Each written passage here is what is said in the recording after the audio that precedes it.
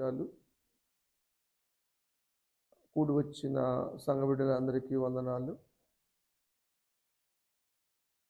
ఈ సంవత్సరం చాలా కఠినంగా ఉంటుంది కాబట్టి మనం చాలా దైవికంగా, ఆత్మీయంగా జీవిస్తేనే మరి మంచిది. దేవుని దృష్టికి మంచి సాక్ష్యం పొందే బిడ్డలుగా ఉండాలని నేను కోరుతా ఉన్నాను. దేవుడు ఆశ కూడా దేను. యోబు గ్రంథంలో ఒక మాట చూద్దాం. 34వ అధ్యాయము 21వ వచనం. 34:21. దేవుని దృష్టి నరుల మార్గం మీద ఉంచబడి ఉంది. ఆయన వారి నడకలన్నీ కనిపెట్టుచున్నాడు. ఎందుకంటారు? దేవుని దృష్టి అంతా కూడా మన మార్గాల మీదే ఉంది. మన నడకలను కనిపెడతా ఉన్నాడు. మనం ప్రార్థన చేస్తుంటే వింటున్నాడు, జవాబిస్తున్నాడు అని చెబుతున్న బిడ్డలు మనం అవిధేయులుగా ఉండి తప్పు చేస్తే దేవుడు చూస్తాడు అన్నది గ్రహించలేకపోతున్నారు. దేవుడు సమస్తాన్ని చూస్తున్నాడు, గ్రంథస్థం చేస్తూ ఉన్నాడు. అన్నీ రికార్డ్ అవుతానే ఉన్నాయి. కనుక మనం ఈ సంవత్సరం చాలా జాగ్రత్తగా జీవించటం మంచిది. దేవుని నుండి మంచి సాక్ష్యం పొందాలి. ఈ సంవత్సరం పరిశుద్ధ గ్రంథంలో దేవుని నుండి మంచి సాక్ష్యాలు పొందిన భక్తులు ఉన్నారు. వారు ఎంతగానో ఆశీర్వదించబడ్డారు, కాపాడబడ్డారు, రక్షించబడ్డారు, హెచ్చించబడ్డారు, మెప్పు కూడా పొందారు. అలాగ మనం కూడా జీవించాలని ఈరోజు దేవుని యొక్క వాక్యము తెలియచేస్తూ ఉంది. నోవహు గురించి మనం ఆలోచన చేస్తే, నోవహు గురించి రాయబడిన మాట, దేవుడు చెప్పిన సాక్ష్యము మనం చూస్తాం. 6వ అధ్యాయం ఆదికాండం 8వ వచనం. నోవహు యెహోవా దృష్టి యందు కృప పొందిన వాడాయను. ఈ సంవత్సరం మనం దేవుని దృష్టిలో కృప పొందాలి, కృప పొందిన వారముగా ఉండాలి. కృప పొందటం వల్లనే నోవహు కుటుంబం కాపాడబడింది, ప్రచండ జలప్రళయం నుంచి తప్పించబడింది, రక్షించబడింది, కాపాడబడింది. మనం కూడా ఈ సంవత్సరం అంతా కూడా కాపాడబడాలి, మన కుటుంబం అంతా కూడా రక్షించబడాలి, క్షేమంగా ఉండాలి అంటే దేవుని దృష్టి యందు కృప పొందాలి. ఎందుకని దేవుని కృప పొందాడు నోవహు? అవును, చదువుదాం, ఆ మాట కూడా చదువుదాం. నీతిపరుడును తన తరములో నిందారహితుడుగాను ఉండెను, దేవునితో నడిచెను. 3 పనులు నోవహు జీవితంలో కనబడుతున్నాయి. ఒకటి, నీతిపరుడు. ఎప్పుడు? తన తరములో. ఆ తరం ఎలా ఉంది? చాలా పాపముతో నిండి ఉంది, ఘోరంగా ఉన్నారు. అంతా పాపమయం, చెడు తలంపులు, చెడు ఆలోచనలు, చెడు క్రియలు, చాలా భయంకరంగా ఉంది లోకమంతా. అంత భయంకరం ఉన్నటువంటి పరిస్థితుల్లో నీతిమంతుడుగా జీవించటం అంత తేలికైన విషయం కాదు. అందరు ఎట్టున్నారు, అందరు అట్టున్నారు అని మనం అనుకోవటం కాదు. ఎవరు మన జీవితం మనది. వాళ్ళు చూసి వీళ్ళని చూసి వాళ్ళు పోల్చుకొని వీళ్ళు పోల్చుకొని జీవించొద్దు. దేవుని కనుదృష్టి మన మీద ఉంది. దేవుని కృప పొందాలి అంటే మనం నీతిమంతులుగా జీవించాలి. నిందారహితముగా జీవించాలి. దేవునితో నడవాలి. దేవునితో నడవటం చాలా అవసరం. దేవునితో నడవటం వల్ల గొప్ప కార్యాలు జరిగినాయి. దేవుడు నడుస్తూ ఉన్నప్పుడు చాలా విషయాలు నోవాహుకు చెప్పేవాడు.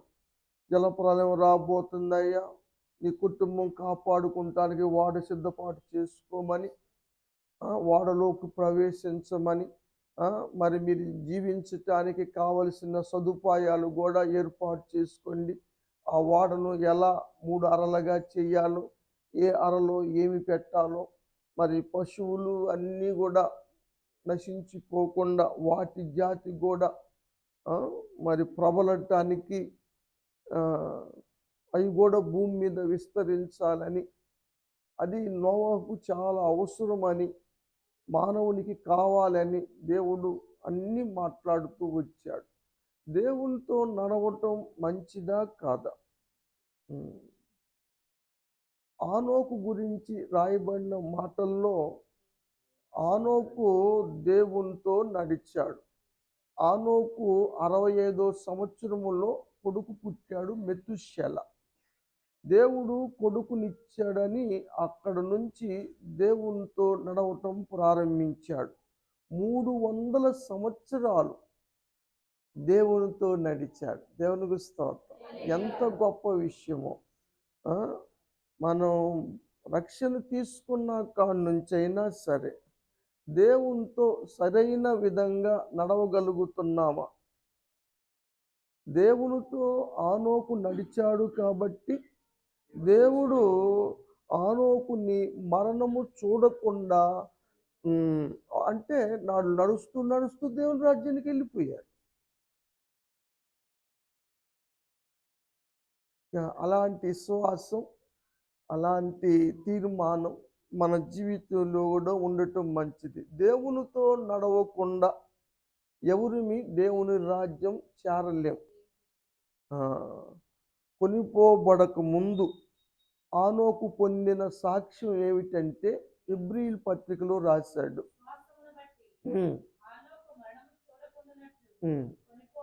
కొనిపోబడ్డాడు. 11వ అధ్యాయం అమ్మ, 5వ వచనం. ఆనోకు కొనిపోబడక ముందు ఎంత మంచి సాక్ష్యము! మనం దేవుని రాజ్యాన్ని కొనిపోబడే ముందు మనం సాక్ష్యం కలిగి ఉండాలి. దేవునికి ఇష్టలుగా జీవించాలి. దేవునితో నడవాలి. దేవుని కృప పొందాలి. నీతిమంతులుగా నిందారహితులుగా జీవించాలి. ఇవి భక్తుల జీవితంలో మనకి కనబడుతూ ఉన్నాయి. అలాంటి వారే కాపాడబడతారు. అలాంటి వారే దేవుని రాజ్యానికి వెళ్తారు. అలా మనం కూడా జీవించటం అలవాటు చేసుకుంటేనే మనం కాపాడబడతాం, దేవుని రాజ్యాన్ని పొందుకోగలుగుతాం. ఆ సత్యాన్ని మీరు గమనించాలి. అదేవిధంగా మోషేను గురించి కూడా దేవుడు మంచి సాక్ష్యాన్ని చెప్పాడు. ఆనోకు మిరియాములను పిలిచి మోషే గురించిన మాటలు, మోషే ఎలాంటి వాడో, అలాంటి వ్యక్తికి విరోధంగా మాట్లాడటం ఎంత డేంజరో విషయాలు దేవుడు ఆనోక్కి మిరియాముకు తెలియచేసినట్లుగా వాక్యంలో మనం చూస్తామమ్మా. అది అహరోనికి మిరియాముకి దేవుడు తెలియచేశాడు మోషే గారి గురించి. సంఖ్యాకాండంలో చూద్దాం, 12వ అధ్యాయం 7వ వచనం.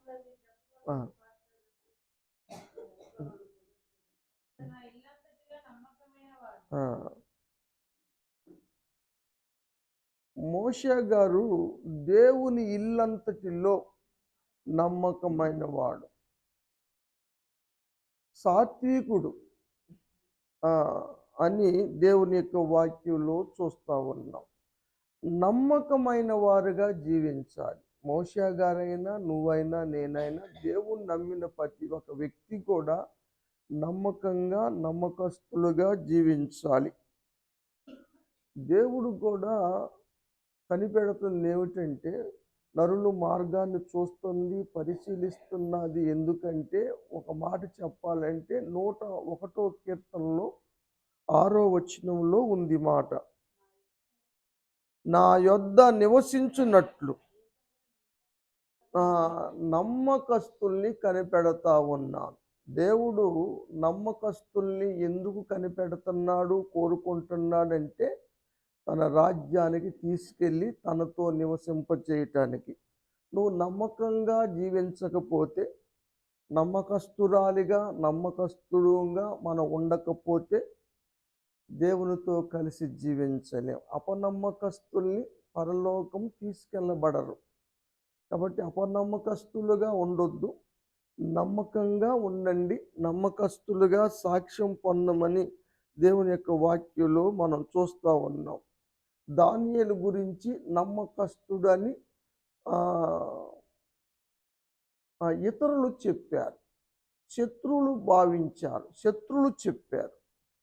6వ అధ్యాయం దానియేలు గ్రంథంలో ఈ మాట ఉంటుంది, 4వ వచనం.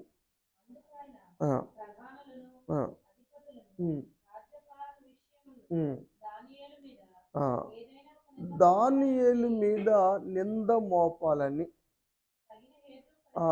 ఏమన్నా కనపడుతుందా అని గమనిస్తూ ఉన్నారు, చూస్తూ ఉన్నారు.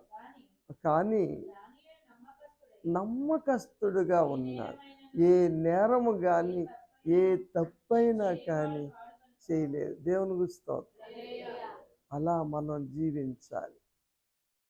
శత్రువు కూడా మనల్ని మెచ్చుకునేలా జీవించాలి. శత్రువు కూడా మన దగ్గర ఏ తప్పిదము కనపడకూడదు. నేరం మోపాలను చూసిన వారు కూడా నేరం మోపలేకపోయారు. కాబట్టి ఎంతగానో ఆశ్రయించబడ్డాడు, వర్ధిల్లాడు. రాజ్యాలు మారిని, రాజులు మారారు, కానీ దానియేలు వర్ధిల్లుతూనే ఉన్నాడు. అన్ని కాలాలలో కూడా వర్ధిల్లాడు. దేవుని సహాయం పొందాడు. ఏ విషయమైనా దానియేలుకి దేవుడు తెలియపరిచాడు. జరగబోయే విషయాలు, అంత్యకాల దర్శనాలు, జరగబోయే విషయాలన్నీ కూడా దూతను పంపి, గబ్రియేలు దూత పాత నిబంధనలో కనిపించాడు అంటే దానియేలు దగ్గరే. దానియేలుకు వర్తమానాలను తీసుకొచ్చింది గబ్రియేలు దూతే. జకరియా దగ్గరికి, కన్యమరి దగ్గరికే కాదు, దానియేలు దగ్గరకు కూడా వర్తమానం మొదటిగా తీసుకొచ్చింది.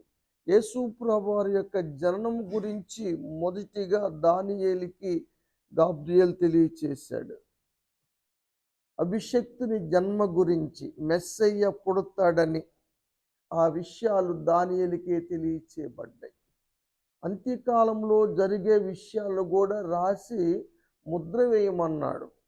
అన్నీ తెలియచేశాడు. మరి రక్షించటానికి, హాని కలక్కోకుండా కాపాడటానికి తన దూతను పంపాడు. ఇవన్నీ జరిగినాయి అంటే కారణము నమ్మకస్తుడుగా జీవించటం. కాబట్టి ప్రియమైన దేవుని బిడ్డలారా, దేవుడు కనిపెడతా ఉన్నాడు నిన్ను, నన్ను, మనందరినీ కూడా. మనం ఎంత నమ్మకంగా ఉంటున్నామో అన్న విషయము దేవుడికి తెలుసు. దేవుని దృష్టిలో, మనుషుల దృష్టిలో నమ్మకస్తుడుగా ఉండటం కాదు, మనుషులు ఏదైనా చేయగలుగుతారు కదా. నువ్వు నమ్మకస్తుడు కాకపోయినా సరే, వాళ్ళ అవసరత కోసం, తీర్చుకుంటం కోసం నిన్ను పొగుడుతారు, నిన్ను నమ్మకస్తుడిని చేస్తారు. కానీ మనం ఎవరి దృష్టికి నమ్మకస్తులంగా ఉండాలి? మనం ఏదైనా ఎవరికి అప్పగించాలి? కాబట్టి ఆయన దృష్టికి మనం నమ్మకంగా జీవించాలని వాక్యం చెబుతుంది.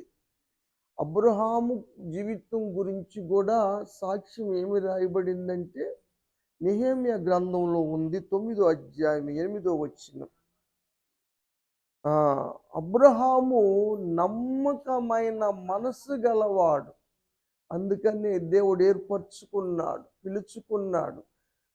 అన్ని తరాలకు ఆశీర్వకరంగా మార్చాడు. ఆయన కుటుంబం ఆశీర్వించబడటమే కాదు, అన్ని తరములు కూడా మరి ఆయనను బట్టి ఆశీర్వాదాలు పొందుకునే ధన్యత భాగ్యం ఇచ్చాడు. ఈనాడు విశ్వాసులందరికీ తండ్రి అబ్రహామే. రక్షించబడ్డ జక్కయ్యకు కూడా, పొట్టి జక్కయ్య గారికి కూడా అబ్రహామే తండ్రిగా అని యేసు ప్రభువు చెప్పిన మాటలు మనకు తెలుసు. కాబట్టి నమ్మకమైన మనస్సు. నెహెమ్యాలో ఇంకో ఆయన గురించి కూడా రాయబడింది. అనన్య అని ఒక మనుష్యుడు ఉన్నాడు. 7వ అధ్యాయం 2వ వచనంలో ఉంది. నమ్మకమైన మనుష్యుడు. నువ్వు నమ్మకమైన మనుషుడివేనా? నమ్మదగిన వ్యక్తిగా జీవిస్తున్నావా? అబ్బా చెప్పేదంతా సోది కబుర్లే, అంతా బొసే, అందుట్లో ఒక్క నిజం ఉండదు అన్న సాక్ష్యమా? మనం ఎలాంటి సాక్ష్యము పొందుతున్నాము అన్నది చాలా ప్రాముఖ్యమైందని దేవుని యొక్క వాక్యంలో మనం చూస్తూ ఉన్నాం. ఎందుకంటే దేవుడు హృదయ రహస్యాలు ఎరిగిన దేవుడు. మనం నమ్మకంగా జీవించకపోతే దేవునితో కలిసి జీవించటానికి దేవుని రాజ్యములోకి కొనిపోబడము. ఆ సత్యాన్ని గమనించండి. నమ్మకమైన స్వభావం గలవారు ఎలా ఉంటారు? వాళ్ళ ముఖం మీద ఏమైనా రాసి పెట్టుందా అని అడుగుతారు. సామెతల గ్రంథంలో సొలొమోను ఒక మాట రాశాడు. 11వ అధ్యాయము 13వ వచనం సొలొమోను చేత దేవుడు రాయించాడు.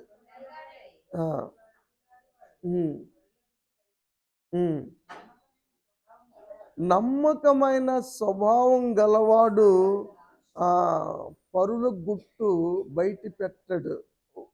పరుల గుట్టు బయట పెట్టేవాడు ఎవడంటే కొండెగాడు. తగాదాలు పెట్టి, కొండెగాడు అంటే తగాదాలు పెట్టే రకం ఉంటుంది. వాళ్ళ మాటలు వీళ్ళకి, వీళ్ళ మాటలు వాళ్ళకి, అక్కడ విషయాలు ఇక్కడ, ఇక్కడ విషయాలు అక్కడ. చెప్పే పనే. కొందరు ఉంటారు, వాళ్ళకి తెలిసిన విషయం చెప్పిందాక కడుపు బుర్రం తగ్గదు.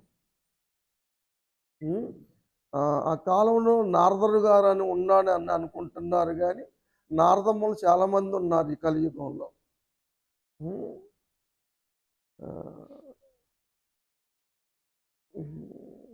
సంగతి దాయ, నీకు నమ్మకస్తురాలు అని నీకు చెబితే నువ్వు ఎల్లడి చేస్తున్నావంటే, గుట్టు బయట పెడుతున్నావంటే నిన్ను పరలోక రాజ్యం ఎలా తీసుకెళ్తాడు దేవుడు? నువ్వు ఏం కోల్పోతున్నావు అర్థం కావట్లేదు నీకు. కాబట్టి నమ్మకస్తులుగా జీవించాలి. ఇంకా ఇంకొక స్వభావం ఏమిటంటే 14వ అధ్యాయము 5వ వచనంలో చూస్తాం. నమ్మకమైన సాక్షి ఎప్పుడు అబద్ధం ఆడదు. సాక్ష్యం చెప్పాల్సి వచ్చిన, ఎక్కడ నిలబడాలన్నా, ఎవరి గురించి చెప్పాలన్నా అబద్ధం ఆడకుండా సత్యమే చెబుతాడు. అబద్ధం ఆడేవారు ఎవరైనా సరే ఎక్కడుంటారో తెలుసా? ప్రకటన గ్రంథంలో రాయబడింది. దేవుడు చెప్పగా యోహాను గారు రాశారు. 21వ అధ్యాయం 8వ వచనం.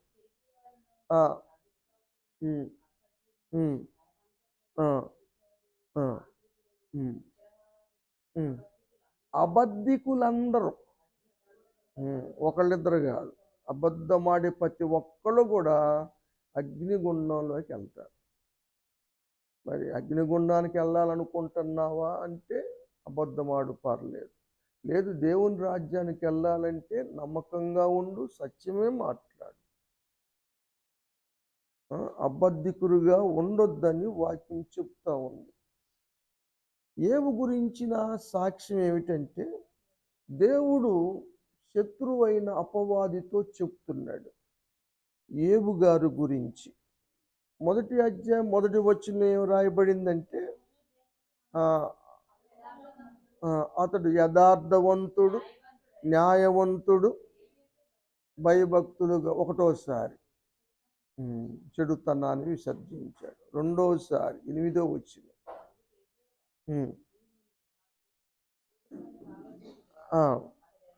యథార్థవంతుడు, న్యాయవంతుడు, దేవుని యందు భయభక్తులు గలవాడు, చెడుతనాన్ని విసర్జించినవాడు.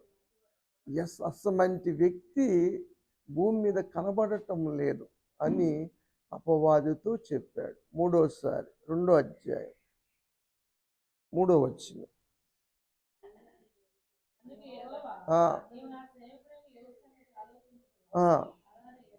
యథార్థవంతుడు, న్యాయవంతుడు, దేవుని యందు భయభక్తులు గలవాడు, చెడుతన్న. ఎంత సాక్ష్యం చెప్పాడు కదా, 3 సార్లు చెప్పాడు సాక్ష్యం ఏబు గురించి. ఎంత గొప్ప మాటలు. శోధన రాకముందు చెప్పాడు, శోధన కలిగిన తర్వాత కూడా చెప్పాడు. కష్టములో ఎలా జీవించాడో సాక్ష్యం చెప్పాడు, బాధల్లో ఎలా జీవించాడో చెప్పాడు కదా. అన్ని పరిస్థితుల్లో శ్రమ కలగకముందు, శ్రమ కలిగిన తర్వాత ఏబు ప్రవర్తనలో మార్పు లేదు, ఏబు భక్తిలో మార్పు లేదు, ఏబు మాటల్లో మార్పు లేదు. కష్టాల్లో ఒక విధంగా, బాధల్లో ఒక విధంగా, మేలుల్లో ఒక విధంగా ఏబు భార్య అలా ఉండకూడదు. ఏబు భార్య అంది, ఎందుకయ్యా మనకి యథార్థత, నా దేవుణ్ణి దూషించి సావరదు అని అంది. అయితే ఏబు మన తీసుకున్న నిర్ణయం ఏమిటంటే 27వ అధ్యాయం 5వ వచనం.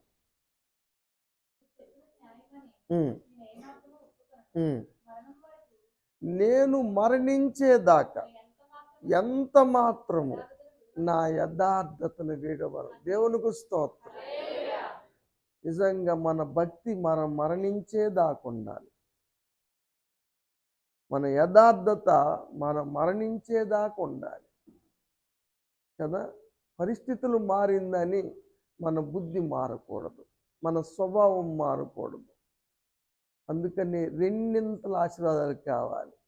చాలామంది ఏబులాగా నన్ను ఆశీర్వదించయ్యా, రెండింతల ఆశీర్వాదాలు దయచేయ్యా, అబ్రహాం గారిలాగా దీవించయ్యా అని అడుగుతూ ఉంటారు. సొలొమోనులాగా జ్ఞానం ఇయ్యయ్యా, ఏది మేలైతే అది అడుగుతూ ఉంటారు. మరి వారిలాగా జీవించగలుగుతారా? అది కుదరదు.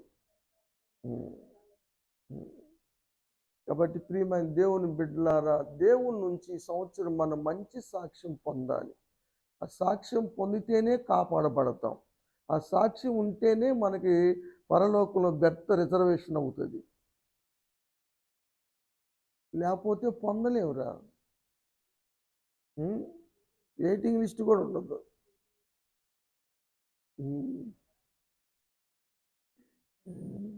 సరే, మంచిది. 112 కీర్తన 2వ వచనం.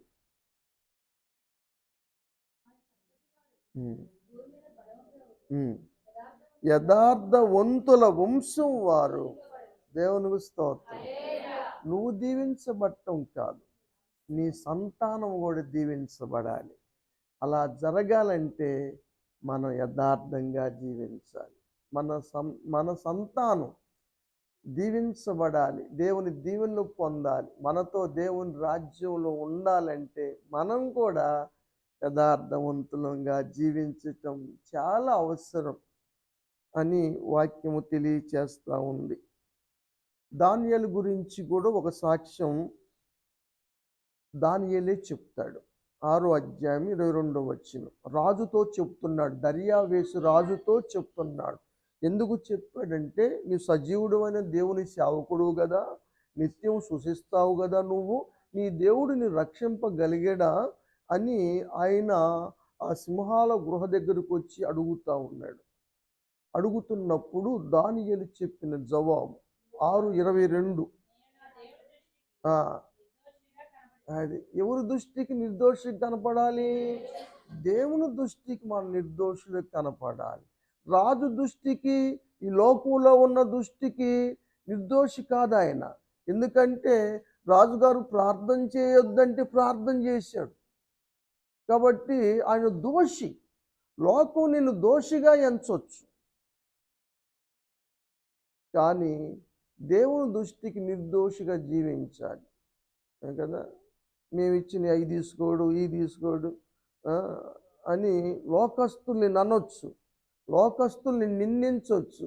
అబ్బో ఈయన దిగొచ్చాడు అయ్యా భక్తిపరుడు ఆ, అని గేలిగా మాట్లాడొచ్చు, ఎగతాళిగా మాట్లాడొచ్చు అనుకొని మనకేం గాయం అవ్వలేదు కదా. ఆ, మనం దేవుని దృష్టికి వాళ్ళ మాటలేని వీళ్ళ మాటలేని భక్తి జీవితాన్ని పాడు చేసుకోవద్దు. మనం దేవునికి జవాబుదారులు. మనం మనుషుల మెప్పు కాదు కోరుకోవలసింది, దేవుడు మెప్పు కోరాలి, దేవుని సాక్ష్యం మనం కలిగి ఉండాలని వాక్యంలో మనం చూస్తూ ఉన్నాం. ప్రార్థన మానక నిర్దోషిగా నిలిచాడు దానియేలు. మరణ అపాయం కలిగినా కూడా, సింహాల బోన్లో వేస్తానన్న చెప్పినా కూడా, శాసనం చేయబడినా కూడా అప్పటికి రోజంతా హెచ్చరిక చేస్తానే ఉన్నాడు. ఇప్పటికైనా మించిపోయింది లేదని దానియేలుని తప్పించటానికి దర్యా వేసి ఎంతో ప్రయత్నం చేశాడు. కానీ అతను ప్రార్థన చేయటం మాత్రం మానలేదు కదా. మరి మనం నిర్దోషులమేనా? ప్రార్థన మానే వాళ్ళు అందరూ నిర్దోషులేనా? ఇంటికాడన్నా చేయండిరా, మీకు బలహీనతగా ఉండి, అవసరాలుండి, కాలు నొప్పులుండి రాలేకపోయినా ప్రార్థన మానమాకండమ్మా. ప్రార్థన నిజంగా దేవుని సహాయం మనకు అందించుతుంది. ప్రార్థన వల్లే, ప్రార్థన పరలోక ద్వారాలు తెరిసే శక్తి ఉంది. యేసయ్య ప్రార్థన చేస్తే ఆకాశం తెరుచుకోలేదా? ఏలియా ప్రార్థన చేస్తే ఆకాశం తెరవబడలేదా? కాబట్టి ప్రార్థన చేయండి. ఆరోగ్యంగా ఉండి రాగలిగిన స్థితిలో రావటం మాత్రం మానమాకండి. నిర్దోషులుగా ఉందాం. ఈ సంవత్సరం తప్పనిసరిగా దేవుని సన్నిధిలో గడపటం చాలా అవసరం. దేవుని కృప పొందటం చాలా అవసరం అన్న సత్యము మీరందరూ గమనించాలని నేను దేవుని పేరట కోరుతా ఉన్నాను. యేసు ప్రభువారు చెప్పిన సాక్ష్యం యోహాను సువార్త 1వ అధ్యాయం 47వ వచనం.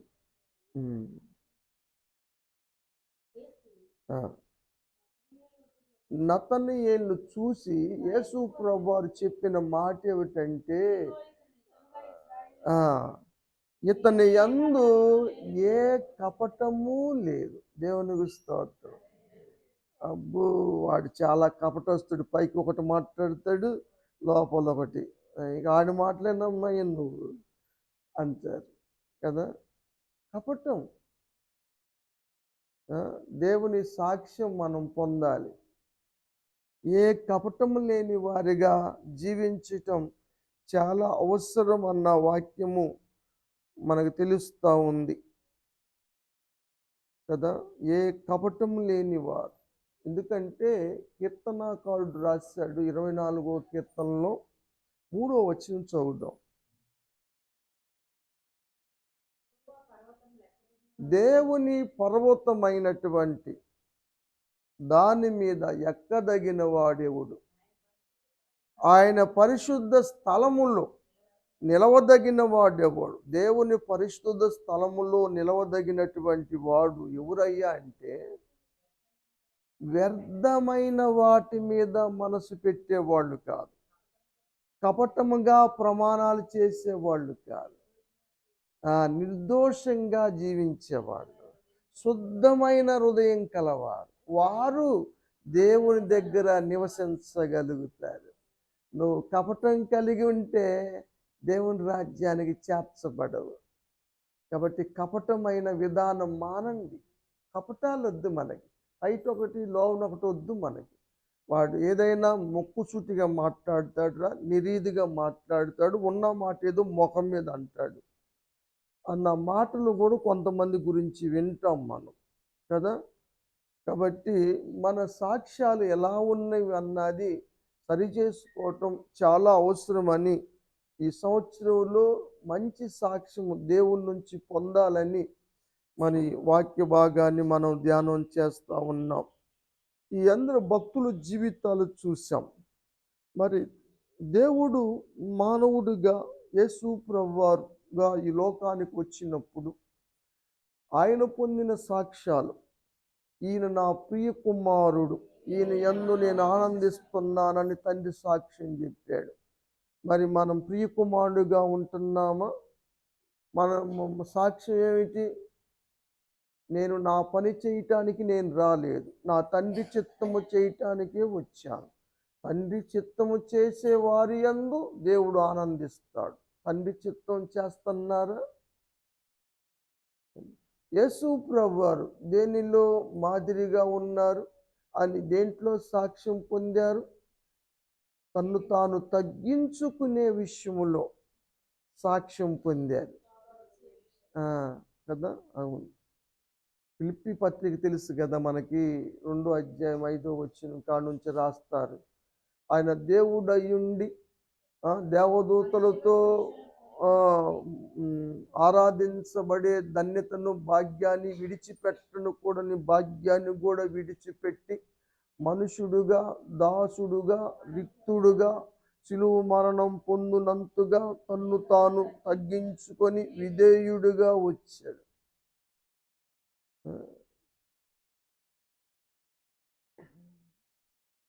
ఇంకా యేసు ప్రభువారి గురించిన సాక్ష్యాలు చెబుతూ మోషే రాస్తాడు. మోషేతో పోల్చి చెబుతాడు అపోస్తలుడైన పౌలు గారు హెబ్రీయులకు 3వ అధ్యాయంలో చూస్తాం ఈ మాట. 5వ వచనం చూడండి.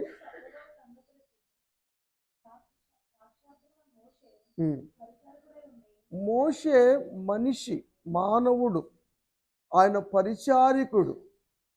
ఎవరు? మోషే పరిచారికుడు అయినా కూడా నమ్మకస్తుడుగా ఉన్నాడు, దేవుని విషయాల్లో నమ్మకంగా ఉన్నాడు. కానీ యేసు ప్రభువారు కుమారుడు, అధికారి, దేవుడు అని ఏదైనా చేయగలడు.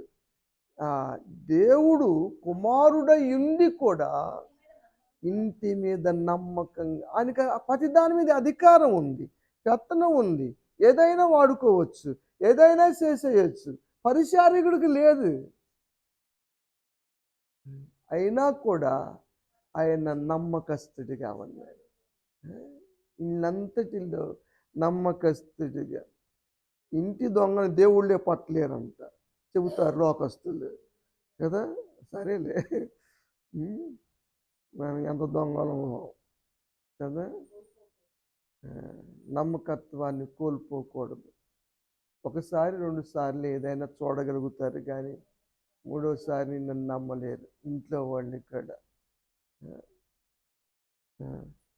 మన ఇంట్లో అయినా సరే మంచి సాక్ష్యం పొందుకుంటున్నామా? ఊర్లో పొందపోయాం, మరి సంఘంలోనే పొందుతున్నామా? మనిషి సాక్ష్యము సంఘంలో, ఇంట్లో కలిగి ఉండాలి. ముందు ఇంట్లోనే సాక్ష్యం లేని ఈదులే సాక్ష్యం పొందుతాడు. ఏమా, ఇల్లంతటిలో కూడా యేసు ప్రభువారు నమ్మకస్తుడిగా జీవించారు. శోధన కలిగిన సమయాల్లో యేసు ప్రభువారు నమ్మకంగా ఉన్నాడు, పాపము చేయని వాడిగా ఉన్నాడు. నీకు శోధన వస్తే పాపం చేస్తావు. భక్తులు శోధనలో ఎంతమంది తప్పిపోయారో, పాపంలో పడిపోయారో మనకు తెలుసు, వాక్యం తెలియచేస్తా ఉంది కదా. పేతురు గారు రాస్తాడు ఒక మాట, 1 పేతురు పత్రికలో 2వ అధ్యాయం, టైం అవుతుంది, 22వ వచనం. ఎప్పుడు శోధించబడినప్పటికీ అతనికి కూడా, యేసు ప్రభువారికి కూడా శరీరాశ, లోకాశ, నేత్రాశ, జీవపు డంబాన్ని ప్రవేశపెట్టాడు. ఎవరు? అపవాది. ఇక్కడ నుంచి దూకు, నిన్ను గొప్పగా చెప్పుకుంటారు, అతిశయం కదా. ఆయన నోట ఏ కపటము లేదు. నతానియేలులోనే కపటం లేదని యేసు ప్రభువారు చెప్పాడు. యేసు ప్రభువారిలో కూడా ఏ కపటము లేదు, ఏ పాపము చేయలేదు. ఏవి కూడా తన నోటి ద్వారా కూడా ఏ పాపము చేయలేదు. దేవుడు అన్యాయం చేసాడు అనలేదు. ఏమి దేవుడు నన్ను సిలువ ఎక్కటానికి పంపించాడు. ఆ? మీరు దేవుడు దేవుడు అని అంటున్నారు. నన్ను ఆయన ఇక్కడ పంపించింది డబ్బులు సంపాదించుకొని రారా అని కాదు. సిలువ మరణం పొందటానికి అని అనుకోలేదు. దేవుని చిత్తానికి ఒకసారి హృదయ వేదన కలిగి ఆ టెన్షన్ వల్ల విపరీతమైన టెన్షన్లో రక్తము చెమట రూపంగా కారిపోతా ఉంది. అలాంటి విపరీతమైన టెన్షన్లో సైన్స్ కూడా చెప్తున్నారు డాక్టర్లు, విపరీతమైన టెన్షన్లో చెమట రక్తం లాగా వచ్చే అవకాశాలు ఉన్నాయని శాస్త్రవేత్తలు కనుగొన్నారు. అలాంటి పరిస్థితుల్లో అంటాడు, అయ్యా ఈ గిన్నె సాధ్యమైతే తొలగిస్తావా? అయినా నా చిత్తం కాదు నాయన, నీ చిత్తమే. ఎంత విధేయత చూపించాడు. కుమారుడయ్యుండి కూడా, దైవత్వం కలిగి ఉంది కూడా ఎంత మాదిరి చూపించాడు మనకి. ఏ పాపము చేయలేదు, ఏ కపటము ఆయనలో లేదు. చదువమ్మా.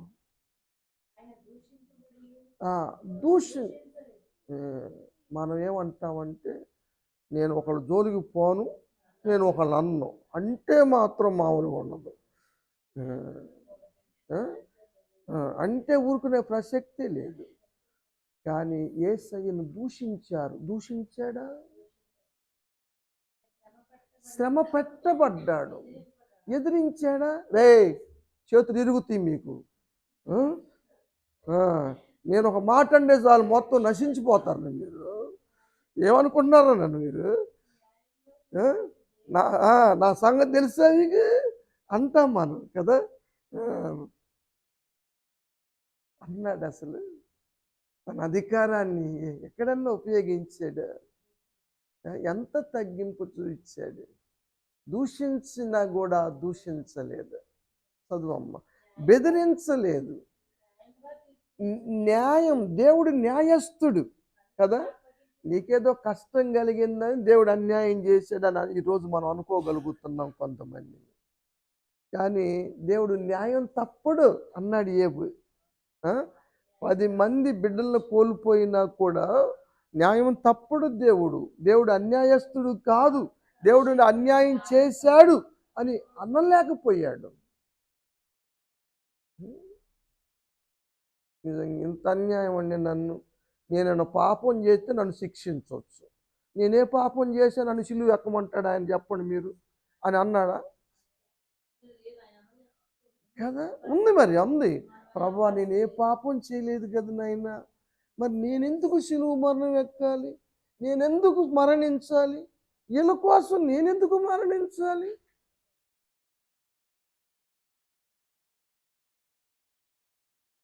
నీ చిత్తమయ్యా. దేవుడు న్యాయం తప్పనివాడు.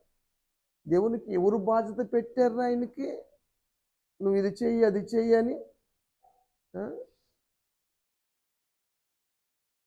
అమ్మ కడుపులో ఉంటే దేవుడు అమ్మకి అబార్షన్ కాకోకుండా, మళ్ళీ మెన్సెస్ రాకుండా నిన్ను 9 నెలలు కాపాడి బయటికి తీసుకొచ్చాడు.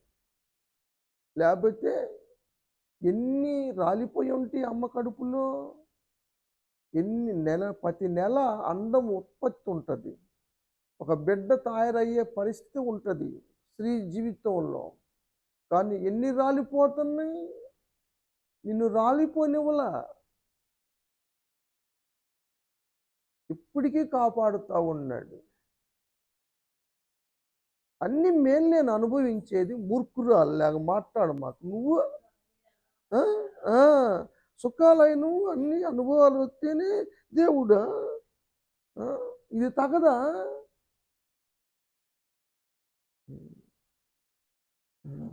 ఎందుకంటే భవిష్యత్తు మనకు తెలియదు, తర్వాత కాలంలో ఏం జరగబోయిద్దో మనకు తెలియదు. అందుకని వర్తమాన భూత భవిష్యత్తు కాలాలు ఎరిగిన దేవుడు కీడు చూడకుండా బిడ్డలు తీసుకెళ్తాడు కదా. భక్తులైన వారు ఎందుకు కొనిపోబడుతున్నారు, ఏమన్నా బుర్ర ఉందా, తలకాయ ఉందా అన్నాడు కదా యెషయా గారు. చదువమ్మ 57 అధ్యాయం 59 అధ్యాయం ఉంటుంది చూడండి. నీతిమంతులు నశించుట చూసి బుర్రపై ఆలోచన రావటంలా, అరే నీతిగా ఉన్నారు, యథార్థంగా ఉన్నారు, దేవుళ్ళో ఉన్నారు, రక్షణ పొందారు, వీళ్ళెందుకు మరణిస్తున్నారు అన్న ఆలోచన రావటం లేదు. భక్తులు సైతము ఎంత సేవ చేశారు కదా. కీడు చూడకుండా నీతిమంతులు తీసుకెళ్తున్నాడు దేవుడు. తీసుకెళ్ళకపోతే వాళ్ళు కీడులో పడిపోతారు, నరకానికి వెళ్ళిపోతారు. అది నీకు తెలియదు, నాకు తెలియదు, ఆయనకి తెలుసు. అందుకని ఆ కీడు బిడ్డలకు జరగకుండా తీసుకెళ్తాడు కదా. దేవుడు న్యాయం తప్పడండి, దేవుడు న్యాయం తప్పడు. చదువమ్మ.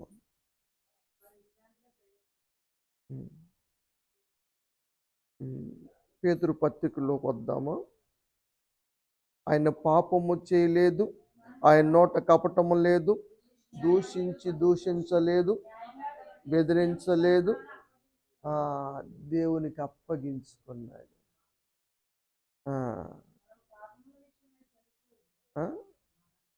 ఎవరి పాపం ఎత్తులు చనిపోయాడు? పాపాలు మనవి, మరణం యేసయ్యది.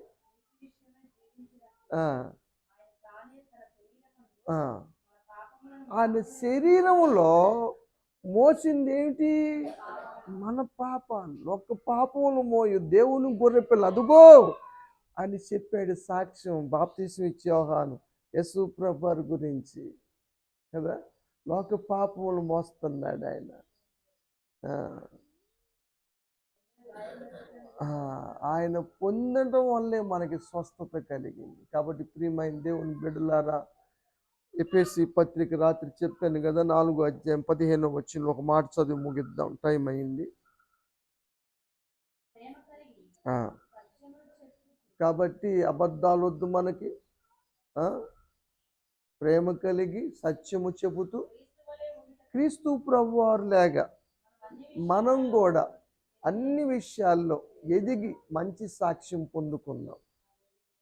అట్టి ధన్యతను దేవుడు మనందరికీ సంవత్సరాలు దయచేయునుగాక. ఆరాధన చేద్దాం.